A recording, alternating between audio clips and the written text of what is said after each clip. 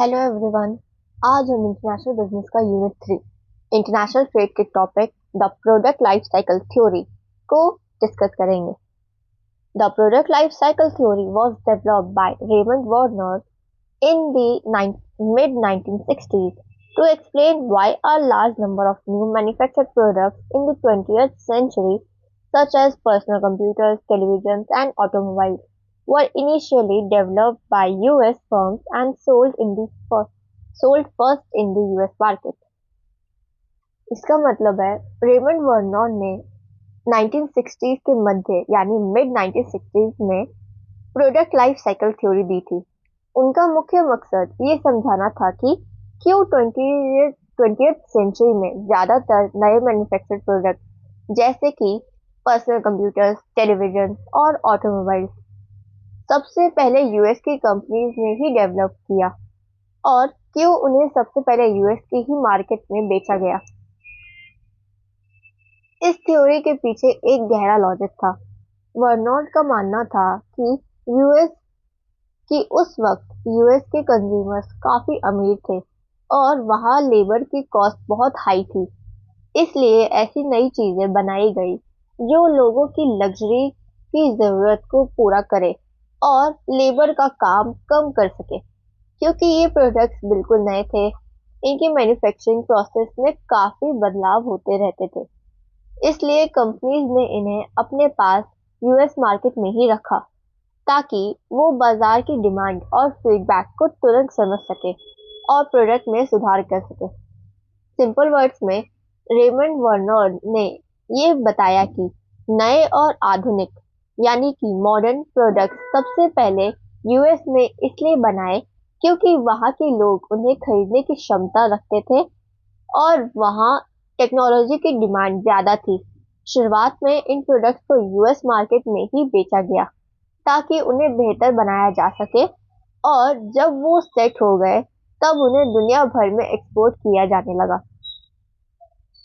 Concept: The core concept is that products go through a specific life cycle and the ideal location for their production shifts internationally depending on which stage of the cycle the product is currently in. The theory posits that the innovating country eventually becomes an importer of its own inventions as production naturally migrates to lower cost nation. इसका मतलब है इस theory का मुख्य concept, core concept ये है कि हर product की एक खास लाइफ साइकिल हर प्रोडक्ट एक खास लाइफ साइकिल से गुजरता है। जैसे जैसे प्रोडक्ट अपनी लाइफ के अलग अलग स्टेजेस में पहुंचता है, उसकी प्रोडक्शन करने की सबसे सही जगह यानी कि आइडियल लोकेशन भी बदलती रहती है। शुरुआत में जब कोई देश किसी नई चीज का आविष्कार यानी कि इनोवेशन करता है तो वो उसे खुद बनाता है, लेकिन जैसे जैसे वो प्रोडक्ट पुराना और स्टैंडर्डाइज होने लगता है उसकी प्रोडक्शन नेचुरली उन देशों की तरफ शिफ्ट हो जाती है जहां लेबर और मैन्युफैक्चरिंग कॉस्ट सस्ती होती है। इसका सबसे हैरत अंगेज नतीजा ये निकलता है कि जिस देश ने उस प्रोडक्ट को सबसे पहले बनाया था, यानी कि इनोवेटिंग कंट्री, अंत में वो खुद अपने बनाए हुए प्रोडक्ट को दूसरे देशों से इंपोर्ट करने लगते हैं। सिंपल वर्ड्स में इसका सीधा सा मतलब ये है कि कोई भी प्रोडक्ट हमेशा उसी देश में नहीं बनता जहां वो इन्वेंट हुआ था। वक्त के साथ प्रोडक्शन वहां शिफ्ट हो जाती है जहां से इसे सस्ते में बनाया जा सके। आखिर में हालात ये हो जाती है कि जिस देश ने उसे शुरू किया था वही देश उसे बाहर से मंगवाने लगता है। Types or stages of the life cycle. While the theory does not have distinct types in itself, it breaks down the international trade of a product into a continuum of 4 stages. इस theory में trade की journey को 4 मुख्य stages में बनता गया है। Stage 1, Introduction. Innovation typically occurs where there is a nearby observed need and an affluent, educated market. Early production stays in home country to gather immediate consumer feedback and save on transportation costs. Because the production process is new and not yet standardized, it is highly labor intensive and requires significant and specific and engineering input. इसका मतलब है इस stage में innovation नई खोज वहाँ होती है जहाँ लोगों की जरूरत दिखाई देती है और मार्केट काफी अमीर और एजुकेटेड होता है। शुरुआत में प्रोडक्शन सिर्फ होम कंट्री जिसने इन्वेंट किया उसी में होता है ताकि तुरंत कस्टमर्स का फीडबैक मिल सके और ट्रांसपोर्टेशन का खर्चा बचे। क्योंकि काम नया नया होता है इसलिए प्रोडक्शन प्रोसेस अभी तक सेट यानी कि स्टैंडर्डाइज नहीं होती। इसी वजह से इसमें बहुत ज़्यादा मेहनत यानी कि लेबर इंटेंसिव और बड़े साइंटिस्ट या इंजीनियर्स की ज़रूरत पड़ती है। Stage 2, Growth. As overseas demand increases, competitors begin to enter markets. This rise in demand may prompt the establishment of foreign production bases in other industrialized nations to serve their local markets and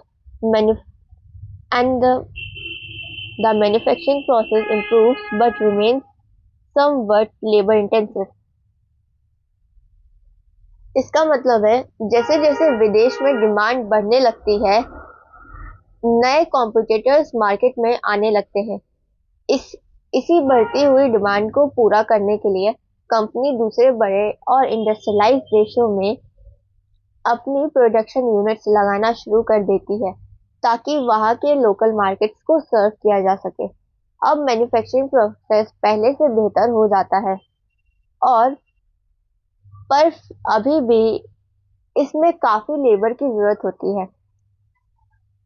Stage 3, Maturity. As the market in advanced countries matures, both the product and its manufacturing processes become highly standardized. Price becomes the primary competitive strategy which drives production bases to relocate to low-cost nations. Capital-intensive increases and the need for skilled labor is replaced by semi-skilled or low-skilled labor. At this point, the original innovative nations become an importer. इसका मतलब है जब बड़े देशों का market mature हो जाता है सबके पास वो प्रोडक्ट पहुंच जाता है तो वो प्रोडक्ट उसे बनाने का तरीका पूरी तरह स्टैंडर्डाइज हो जाता है। अब सबसे बड़ी लड़ाई प्राइस यानी कि कीमत की होती है। सस्ता बेचने के लिए प्रोडक्शन को लो कॉस्ट नेशन जहां खर्चा कम हो उसमें शिफ्ट कर दिया जाता है। अब मशीन्स का यूज बढ़ जाता है यानी कि कैपिटल इंटेंसिव हो जाता है और बड़े इंजीनियर्स की जगह कम स्किल लेबर से काम चलने लगता है। इस स्टेज पर शुरुआत करने वाला देश अब एक्सपोर्ट के बजाय खुद इंपोर्टर बन जाता है। Stage 4, Decline. The market reaches saturation and production shifts entirely to low-cost developing nations such as an Asian industrializing economies. The high-income innovative country now solely imports the product, which puts pressure on them to innovate new products and begin the cycle all over again. इसका मतलब है जब market पूरी तरह भर जाता है यानी सैचुरेशन हो जाता है तो प्रोडक्शन पूरी तरह से सस्ते डेवलपिंग देशों जैसे एशियन इकोनॉमीज में चली जाती है। वो हाई इनकम देश जिसने इसे इन्वेंट किया था अब इसे इंपोर्ट करता है। इसका असर ये होता है कि उस देश पर नए प्रोडक्ट इन्वेंट करने का प्रेशर बढ़ जाता है ताकि नया साइकिल शुरू हो सके। सिंपल वर्ड्स में असल में ये थ्योरी एक साइकिल की तरह है। पहले प्रोडक्ट एक अमीर देश में नई चीज बनकर जन्म लेता है। फिर होने धीरे धीरे होने के लिए सस्ते देशों में शिफ्ट हो जाता है और अंत में वही अमीर देश इसे दूसरों से खरीदने लगते हैं। इससे ये सीख मिलती है कि तरक्की के लिए लगातार इनोवेशन करते रहना कितना जरूरी है। Advantages: accurate historical predictor. For a long time, the theory accurately predicted and explained the patterns of the international trade. इसका मतलब है accurate historical predictor, सही ऐतिहासिक अनुमान। एक लंबे समय तक इस थ्योरी ने इंटरनेशनल ट्रेड के पैटर्न को बहुत ही सही तरीके से समझाया और प्रिडिक्ट किया। इसने दुनिया को दिखाया कि कैसे ट्रेड सिर्फ लक नहीं बल्कि तय एक तय साइकिल के हिसाब से चलता है। इतिहास में यानी कि हिस्ट्री में ज्यादातर नए प्रोडक्ट्स का सफर बिल्कुल वैसा ही रहा जैसे रेमंड वर्नर ने बताया था। Incorporates technology. It provides a much better explanation of the role of technology in global trade than earlier models, such as the Ricardian or Hexter-Ohlin theories. इसका मतलब है इनकॉर्पोरेट टेक्नोलॉजी का समावेश। ये थ्योरी इसलिए खास है क्योंकि इसने टेक्नोलॉजी के रोल को ट्रेड में बहुत अच्छी तरह शामिल किया। पुराने मॉडल्स जैसे कि रिकार्डियन या हेक्स्टर ओलन थ्योरी टेक्नोलॉजी को इतनी अहमियत नहीं देते थे, ये उसे कांस्टेंट मानते थे। लेकिन इस मॉडल ने साफ बताया कि कैसे टेक्नोलॉजी का बदलाव ही डिसाइड करता है कि कौन सा देश कब क्या बेचेगा और कब खरीदेगा। सिंपल वर्ड्स में ये थ्योरी इसलिए महान है क्योंकि इसने न सिर्फ पुराने ट्रेड को सही तरह से समझाया बल्कि टेक्नोलॉजी की असली ताकत भी पहचाना जो पहले के बड़े बड़े मॉडल्स नहीं कर पाए। Limitations. While the theory accurately described the global economy from the 1950s to the 1970s, it is considered much less predictable and applicable today. Its main limitations include: इसका मतलब है वर्नॉन की ये थ्योरी 1950s से 1970s के बीच तो बिल्कुल सही बैठी थी, लेकिन आज के मॉडर्न दौर में इसे अप्लाई करना थोड़ा मुश्किल हो गया था। इसकी कुछ मुख्य कमी यानी लिमिटेशंस नीचे दी गई है। Outdated locational assumptions. Today, multinational corporations (MNCs) operate global production bases and launch new products simultaneously in multiple markets worldwide, entirely wiping out the traditional time lags between nations that the theory relies on.